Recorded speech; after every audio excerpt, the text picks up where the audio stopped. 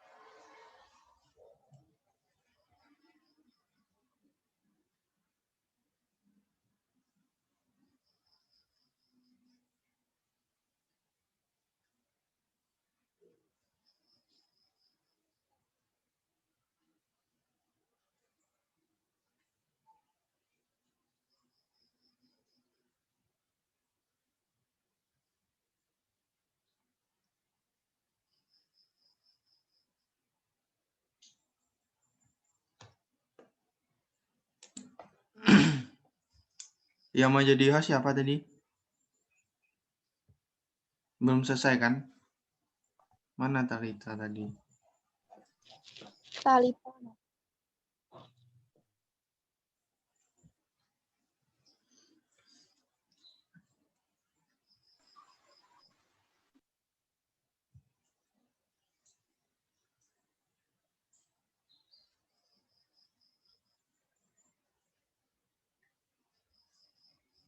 Mana link tadi tuh? Mesti nyariin link ini kayaknya.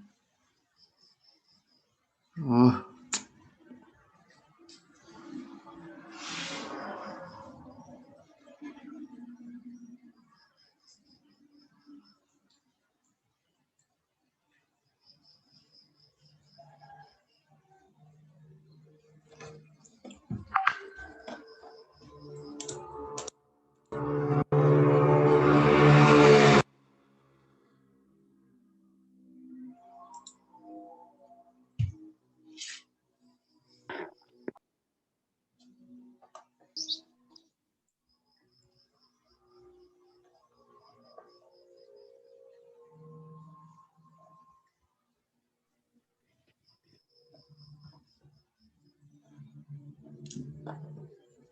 Iya, Talita jadi host kan?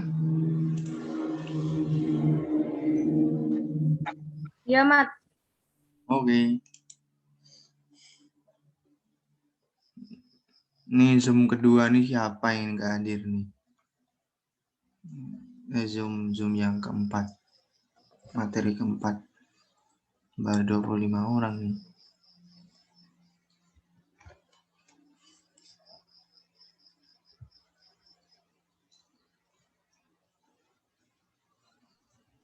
Baiklah, materi selanjutnya akan dibacakan oleh Sheila Salsabila. Kepada Sheila Salsabila, saya persilahkan. Woi. Sebelumnya, apakah suara saya terdengar? Iya, terdengar. Baiklah, saya lanjutkan. Perkembangan Islam di berbagai wilayah di Indonesia. Yang pertama, perkembangan Islam di Sumatera. Daerah pertama di Kepulauan Indonesia yang dimasuki Islam adalah Sumatera bagian utara, seperti Pasai dan Perlak. Karena wilayah Pasai dan Perlak letaknya di tepi Selat Melaka, tempat lalu lintas kapal-kapal dari India. Para pedagang dari India, yakni bangsa Arab, berdakwah kepada para raja-raja kecil ketika raja tersebut masuk Islam. Rakyatnya pun banyak yang ikut masuk Islam sehingga berdirilah kerajaan Islam pertama, yaitu Kerajaan Samudra Pasai. Seiring dengan kemajuan Samudra Pasai yang sangat pesat, perkembangan agama Islam pun mendapat perhatian dari dukungan penuh dan para ulama serta mubalik menyebar ke seluruh Nusantara. Yang kedua, perkembangan Islam di Pulau Jawa.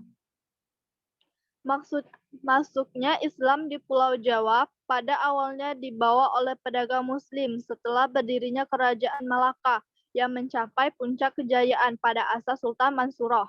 Wilayah perdagangan sangat luas sampai ke Demak, Jepara, Tuban, dan Giri. Melalui perdagangan tersebut, akhirnya masyarakat Jawa mengenal Islam.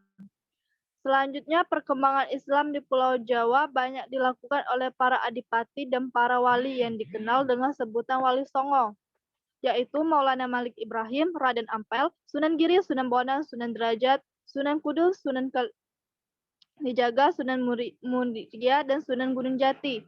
Dengan meluasnya wilayah kekuasaan Kerajaan Demak, perkembangan Islam di Pulau Jawa juga menjadi sangat luas, bahkan sampai ke Banten, Jakarta, Cirebon, dan daerah Jawa Barat lainnya. Yang ketiga, perkembangan Islam di Sulawesi. Masuknya Islam di Sulawesi tidak terlepas dari peranan Sunan Giri dan Sunan Gresik. Hal itu karena Sunan Giri melaksanakan pesantren yang banyak didatangi oleh santri dari Pulau Jawa seperti Ternate dan Situ. Di samping itu, beliau mengirimkan murid-murid ke Madura, Sulawesi, Maluku, dan Nusa Tenggara. Pada abad ke-16, Sulawesi Selatan telah berdiri kerajaan Hindu Goa dan Talo. Penduduknya banyak yang memeluk agama Islam karena hubungan dengan Kesultanan Ternate pada tahun 1538. Pada masa pemerintahan Somba Opu, kerajaan Goa dan Talo banyak dikunjungi oleh para pedagang Portugis. Selain untuk berdagang, mereka juga bermaksud untuk mengembangkan agama Katolik. Akan tetapi Islam lebih dulu berkembang di daerah itu. Yang keempat, perkembangan Islam di Kalimantan. Pada abad ke-16, Islam memasuki daerah kerajaan Sukandara. Bahkan pada tahun 1590, kerajaan Sukadan resmi menjadi Giri Kusuma. Sunan Giri diganti oleh putranya Sultan Muhammad Syaifuddin. Beliau banyak berjasa dalam mengembangkan agama Islam karena bantuan seorang mubalik bernama Syekh Syamsuddin. Sebagai mubalik, mereka tidak menyia-nyiakan waktu untuk berdakwah. Islam akhirnya dapat memasuki kerajaan Kutai dan tersebar di Kalimantan Timur pada masa abad ke-17 Masehi, Maluku dan di sekitarnya. Penyebaran Islam di Maluku tidak terlepas dari jasa para Islam sudah dikenal di Ternate sejak abad ke-15. Pada saat itu, hubungan dagang dengan Indonesia Barat, khususnya dengan Jawa, berjalan dengan lancar. Selain berdagang, para pedagang juga melakukan dakwah. Selain Islam masuk dan berkembang di Maluku, Islam juga masuk ke Irian yang disiarkan oleh raja-raja Islam Maluku, para pedagang, dan para mubaliknya. Terima kasih, saya kembalikan kepada moderator.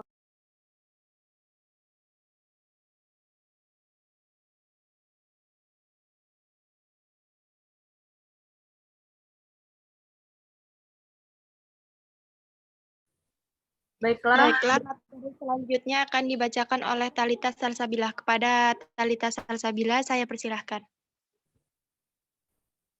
Materi yang berikutnya yaitu faktor pendukung Islam cepat berkembang di Indonesia. Yang pertama, adanya perkawinan antara pedagang Arab, Persia, dan Gujarat dengan penduduk Indonesia.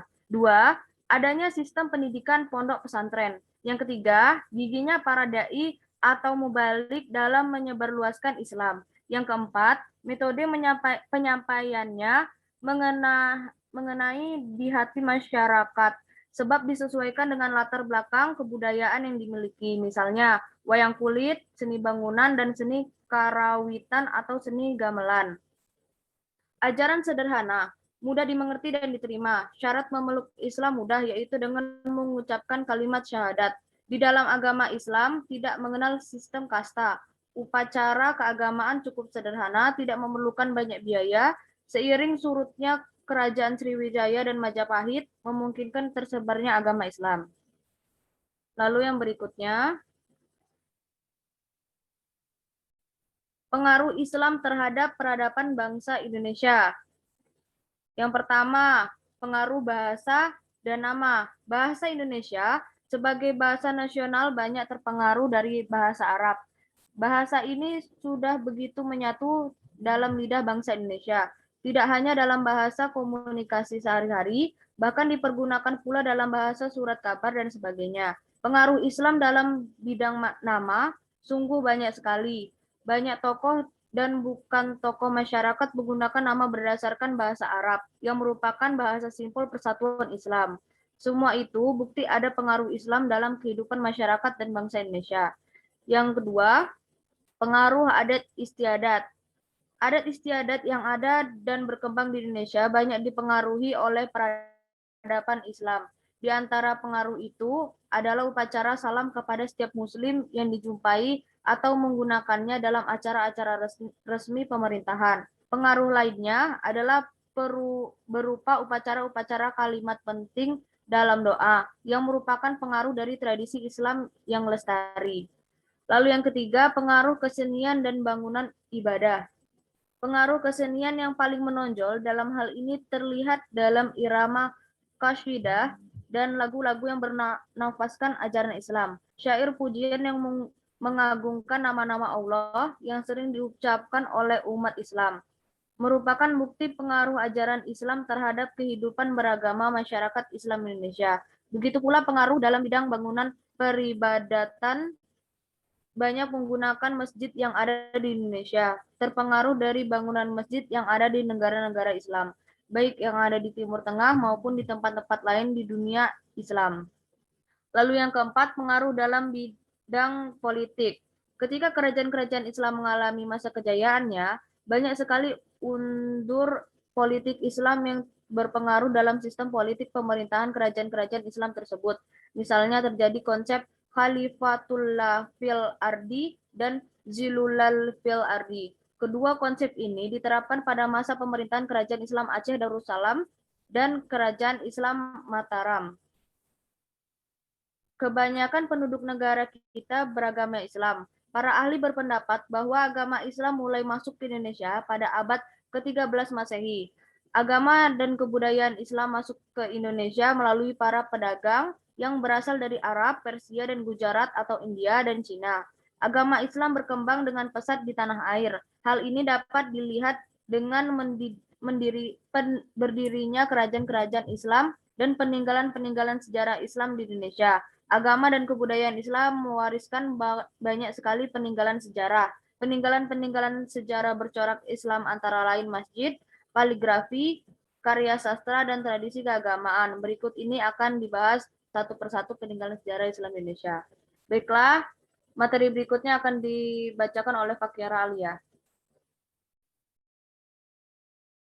Materi selanjutnya, hikmah sejarah perkembangan Islam di Indonesia. Yang pertama, Islam membawa ajaran yang berisi kedamaian. Yang kedua, penyebaran ajaran agama Islam di Indonesia adalah pribadi yang memiliki ketangguhan dan pekerja keras. Dan yang terakhir, terjadi akulturasi budaya antara Islam dan kebudayaan lokal, meskipun Islam tetap memiliki batasan dan secara tegas tidak boleh bertentangan dengan ajaran dasar dalam Islam. Selanjutnya materi yang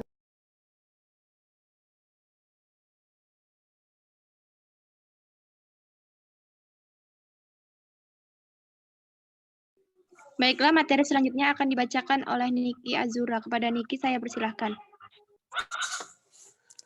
Penyebaran Islam menurut wilayah.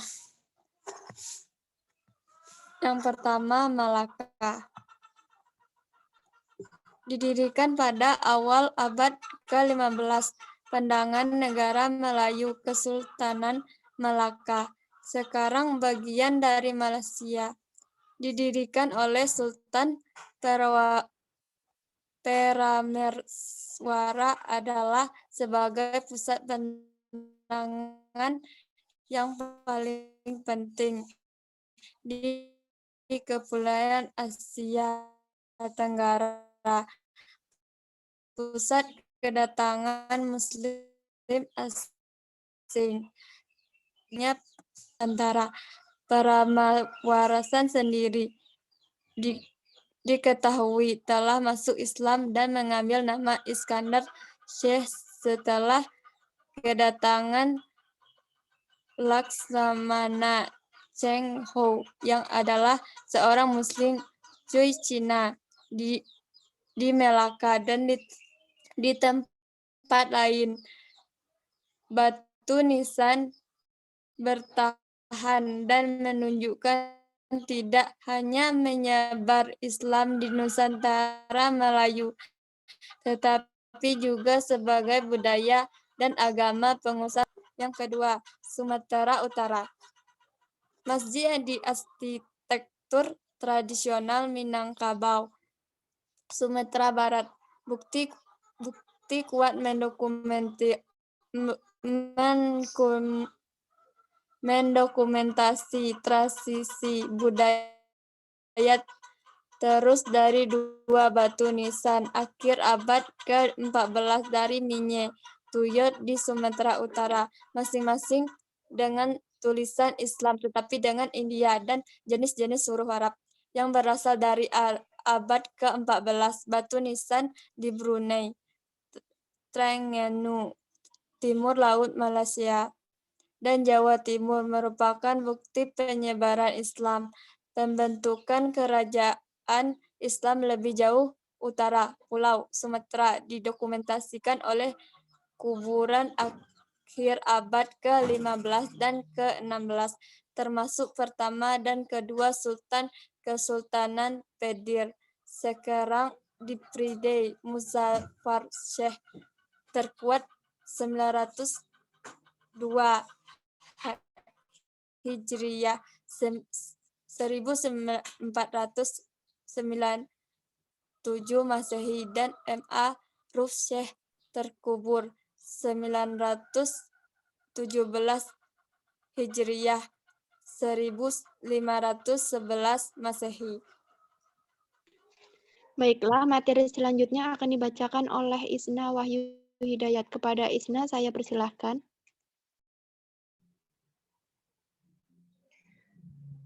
Bukti kronologis Islam masuk Nusantara. Yang pertama, pada abad ke-7 Masehi, beberapa informasinya yaitu dari berita Cina zaman dinasti Tang. Yang kedua, dari masa kerajaan Sriwijaya. Yang ketiga, dari masa kerajaan Kalingga. Selanjutnya, pada abad ke-13 Masehi, sumber-sumber informasinya dari catatan Marco Polo, Nisa Makam Raja Samudra Pasai, dan berita Ibnu Battuta dari India. Yang ketiga, pada abad ke-15 Masehi, sumber-sumber informasinya dari catatan Mahuan, pemakaman Muslim kuno di Troloyo, makam salah seorang wali Songo, dan catatan Suma Oriental oleh Tome Pires. Saya kembalikan ke moderator.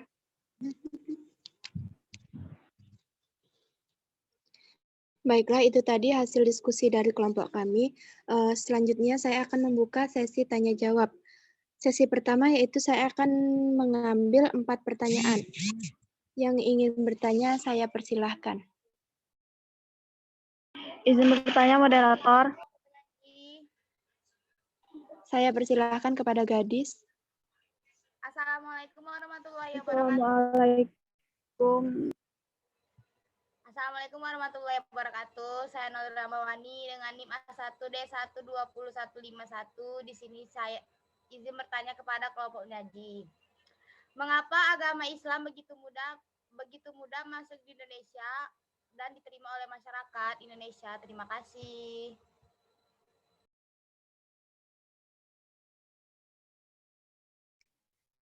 Baik, terima kasih kepada Noli. Tolong untuk pertanyaan ditulis di kolom chat. Baik, selanjutnya saya persilahkan kepada Gadis Oktavia. Assalamualaikum warahmatullahi wabarakatuh. Saya Gadis Oktavia dengan NIM A1D120-120. Izin bertanya, ada beberapa jalur masuknya Islam ke Indonesia. Menurut kelompok kalian, jalur manakah yang lebih efektif? Jelaskan beserta alasannya. Terima kasih. Baik, terima kasih kepada Gadis. Dimohon untuk menuliskan pertanyaan di kolom chat. Selanjutnya saya persilahkan yang ingin bertanya. Izin bertanya, moderator. Saya persilahkan kepada Dwi Astuti. Assalamualaikum warahmatullahi wabarakatuh. Saya Dwi Tiastuti, NIM A1D1202137, izin bertanya kepada kelompok penyaji. Di antara wilayah-wilayah penyebaran Islam di Indonesia yang telah dijelaskan tadi,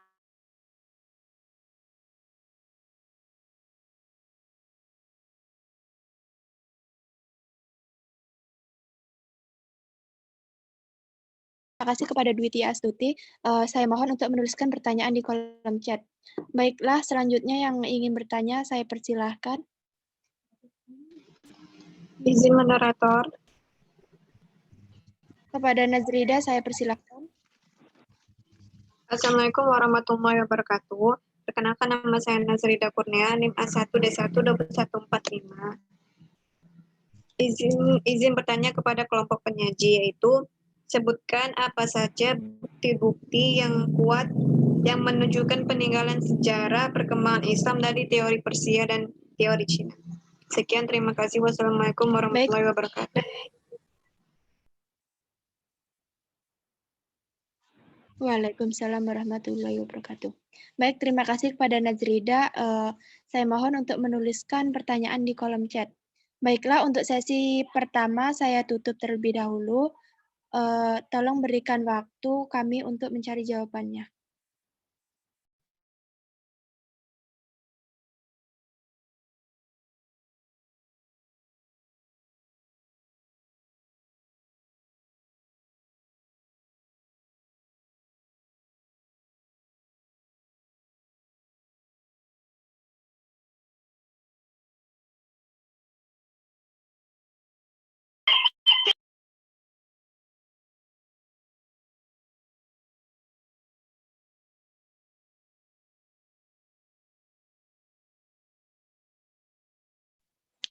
Baiklah, saya akan menjawab pertanyaan dari Gadis Octavia. Yang pertanyaannya yaitu ada berapa jalur masuknya Islam di Indonesia? Jalur manakah yang lebih efektif? Jelaskan beserta alasannya. Baiklah, seperti yang sudah saya jelaskan tadi, bahwa jalur masuknya Islam ke Indonesia itu ada 6 jalur. Yang pertama yaitu jalur perdagangan, yang kedua jalur perkawinan, yang ketiga melalui jalur tasawuf, yang keempat melalui jalur pendidikan, yang kelima melalui jalur kesenian, yang keenam melalui jalur dakwah politik.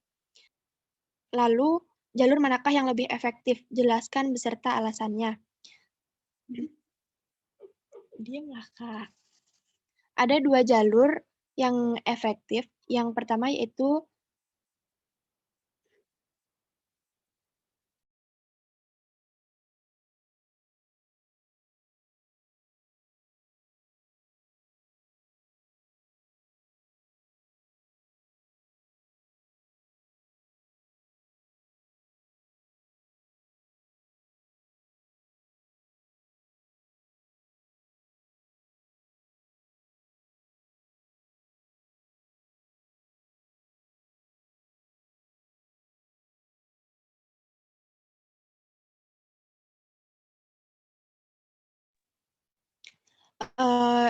yang paling efektif dalam penyebaran agama Islam, yakni melalui jalur perdagangan dan dakwah politik. Hal tersebut dikarenakan pada masa itu banyak para pedagang luar Nusantara yang datang dan melakukan perdagangan di Indonesia.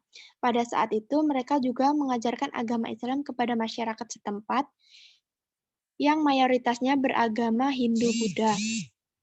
Akibatnya banyak yang masuk Islam pada saat itu. Dan jika melalui jalur dakwah politik, dikarenakan jika seorang tokoh besar seperti raja masuk Islam, maka rakyatnya juga akan mengikuti sebagai mana bentuk kecintaan rakyatnya kepada raja. Itu tadi jawaban dari saya. Bagaimana kepada Gadis Octavia?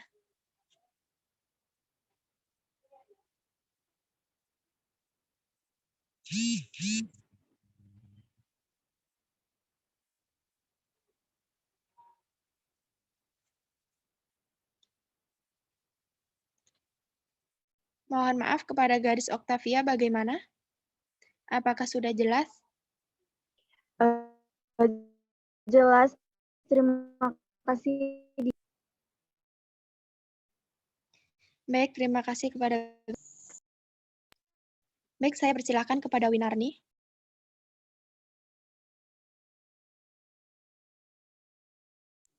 Baik, Assalamualaikum warahmatullahi wabarakatuh. Saya Winarni Yulianti dengan NIM A1D1202127 izin menjawab pertanyaan dari Noli.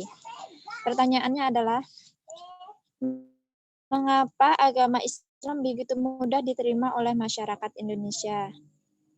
Jawabannya, ada beberapa alasan yang menyebabkan agama Islam begitu mudah untuk diterima oleh masyarakat Indonesia. Di antaranya yaitu syarat masuk agama Islam itu sangat mudah, yaitu dengan mengucapkan kalimat syahadat. Kemudian yang kedua, disebarkan dengan cara damai, yaitu disebarkan dengan cara berdakwah, melalui kesenian, tanpa melalui kekerasan dan pemaksaan.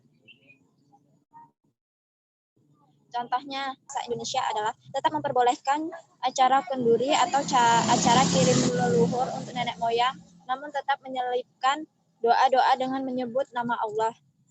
Yang ketiga, Islam tidak mengenal kasta, di mana Islam tidak membedakan satu dengan yang lainnya. Kemudian, banyak masyarakat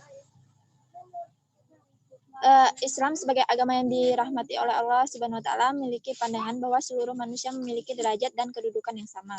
Faktor pembeda kedudukan dalam Islam satu-satunya adalah takwa dan kadar keimanan seseorang.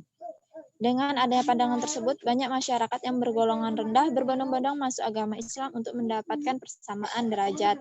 Yang keempat adalah ibadah yang sederhana, di mana tak hanya masalah syarat masuk yang mudah, tapi ibadah yang sederhana dan mudah, berbeda dengan agama lain yang membutuhkan biaya dalam jumlah yang cukup fantastis untuk melakukan sebuah ibadah. Agama Islam memiliki ibadah yang begitu mudah dan tak perlu sedikit pun biaya. Contohnya, terdapat 5 rukun Islam yang wajib dipenuhi dan dilaksanakan oleh seluruh umat Islam, di antaranya syahadat, sholat, puasa, zakat, dan haji, di mana orang yang tidak bisa melakukan zakat dan haji secara finansial maupun fisik, itu hanya digunakan untuk orang yang mampu. Yang kelima, syarat Islam bersifat fleksibel. Terdapat satu faktor lain yang menjadi penyebab Islam mudah diterima masyarakat Indonesia, yaitu syarat atau peraturannya yang bersifat fleksibel dan tidak laku. Contohnya, dari fleksibilitas syarat Islam terdapat dalam hal cara peribadatan untuk melakukan sholat dengan duduk, tidur, atau bahkan hanya melalui kedipan mata. Yang keenam, runtuhnya kerajaan Majapahit, di mana setelah runtuhnya kerajaan Majapahit pada abad ke-15 menyebabkan penyebaran agama Islam menjadi lebih mudah dan tidak mendapat kendala yang berarti. Apalagi dengan Indonesia disertai dengan masuknya agama Islam di Indonesia melalui kerajaan Demak. Kemudian disebarkan melalui kesenian, di mana Indonesia sebagai negara kepulauan memiliki beragam suku, etnik, ras, dan kesenian yang berbeda. Menyadari hal tersebut, para penyebar agama tak mau menyanyiakan kesempatan dengan melakukan alkulturasi agama Islam dan kesenian yang berkembang. Contohnya adalah penyebaran agama Islam di Tanah Jawa oleh Sunan Kalijaga yang melalui kesenian wayang kulit. Yang kedelapan, memiliki nilai yang sama dengan sifat masyarakat Indonesia, di mana bangsa Indonesia terkenal akan bersifat ramah tamahnya dan sifat tolong-menolong. Nilai tersebut sama persis dengan intisari dari agama Islam, yaitu menyebar kebaikan dan saling tolong-menolong satu sama lain tanpa membedakan ras, suku, dan agama. Nah, itulah tadi penjelasan beberapa alasan mengapa masyarakat Indonesia mudah menerima agama Islam. Dan hingga saat ini agama Islam pun menjadi mayoritas di Indonesia. Terima kasih. Bagaimana kepada Noli, apakah jawaban saya dapat diterima? Terima kasih kepada Wirnani, sudah sangat jelas jawabannya. Baik, terima kasih kembali.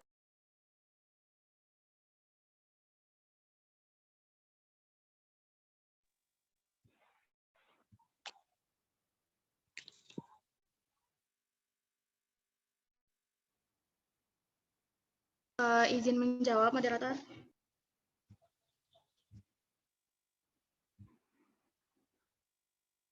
Baiklah, terima kasih kepada Winarni telah menjawab pertanyaan dari Noli. Baiklah, kepada teman-teman yang ingin menanggapi dan ingin menambahkan jawaban, saya persilahkan. Izin menjawab, moderator. Jika ada teman-teman yang ingin menanggapi dan menambahkan jawaban, saya persilahkan. Izin menjawab, moderator.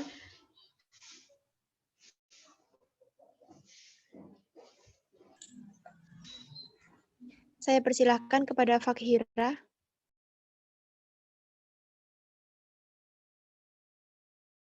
Baiklah, Assalamualaikum warahmatullahi wabarakatuh. Saya Fakhira Alia dengan NIM A1D12136. Izin menjawab pertanyaan dari Saudari Dwi Tiastuti. Di antara wilayah-wilayah penyebaran Islam di Indonesia yang telah dijelaskan tadi, wilayah mana yang Islam paling mudah diterima dan mengapa masyarakat di sana sangat mudah menerima Islam? Menurut pendapat kelompok kami, wilayah yang mudah menerima Islam adalah Pulau Jawa. Kenapa? Sebab adanya kerajaan Majapahit yang termasuk kerajaan Hindu-Buddha terbesar di daerah Nusantara, tentunya berpengaruh terhadap penyebaran agama Islam di Nusantara. Dengan runtuhnya kekuasaan kerajaan Majapahit tersebut pada akhir abad ke-15 membuat penyebaran Islam menjadi lebih mudah. Setelah runtuhnya kerajaan Majapahit, kemudian lahirlah. Dengan berdirinya kesultanan ini tentunya berpengaruh sangat besar terhadap penyebaran Islam di Jawa. Hal ini dapat kita lihat pula saat peran dengan hal tersebut, lambat laut Islam mulai diakui eksistensinya bersamaan dengan ajaran Hindu-Buddha.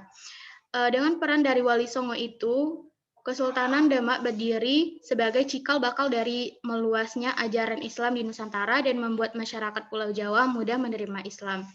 Kemudian, mengapa masyarakat Islam di Pulau Jawa mudah menerima ajaran agama Islam? Karena yang pertama itu disebarkan secara damai. Yang kedua, syarat masuk Islam pun sangatlah mudah, cukup mengucapkan 2 kalimat syahadat.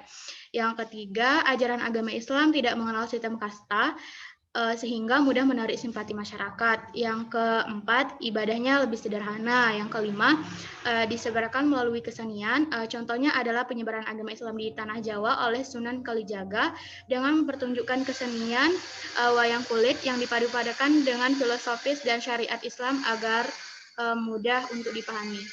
Oke, Mas.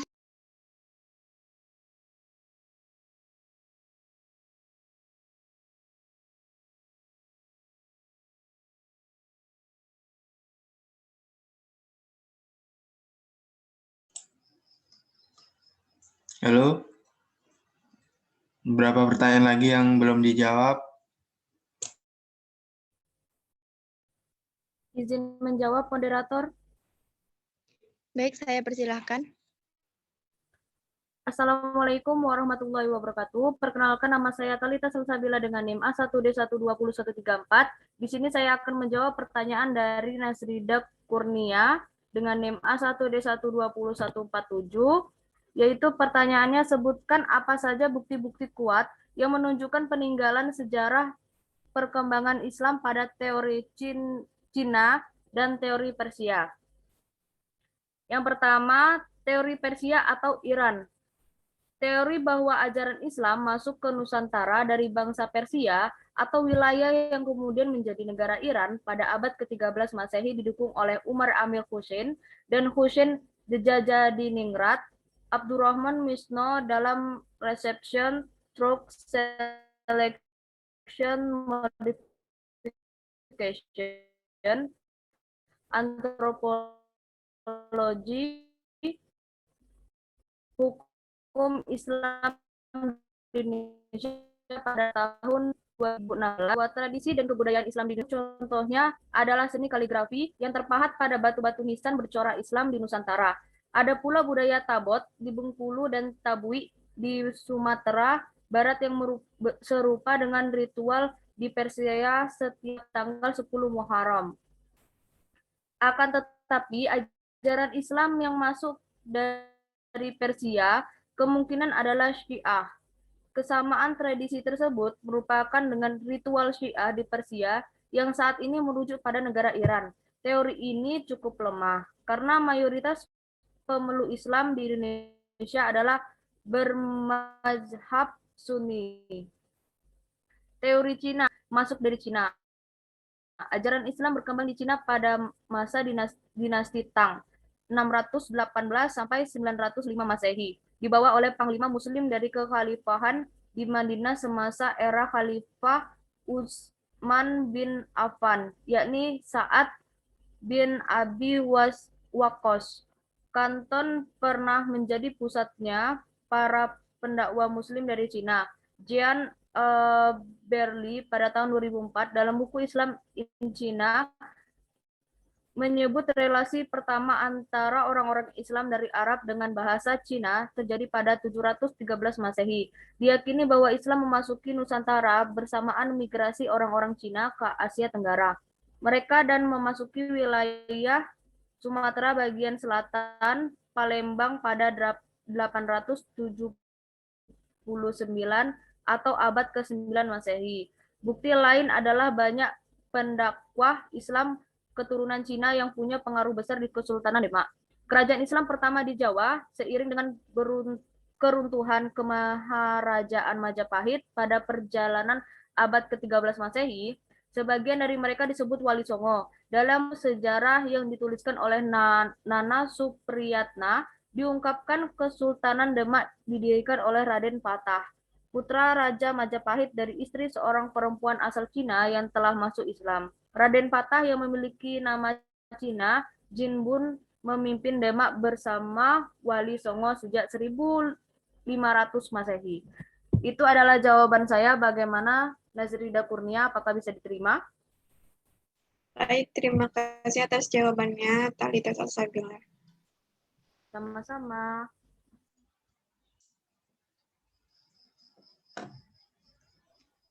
Baiklah, untuk sesi tanya jawab yang pertama itu sudah terjawab semua. Selanjutnya akan saya buka untuk sesi tanya jawab kedua.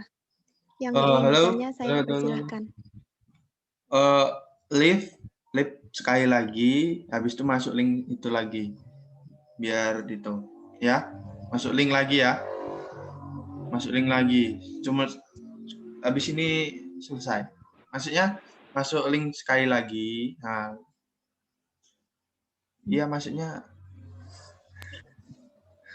Nggih, Pak, nggih, paham nggih. Nggih, paham ya. Nah, masuk link tadi yang di grup. Nah, habis itu masuk link itu lagi, habis itu Zoom-nya habis.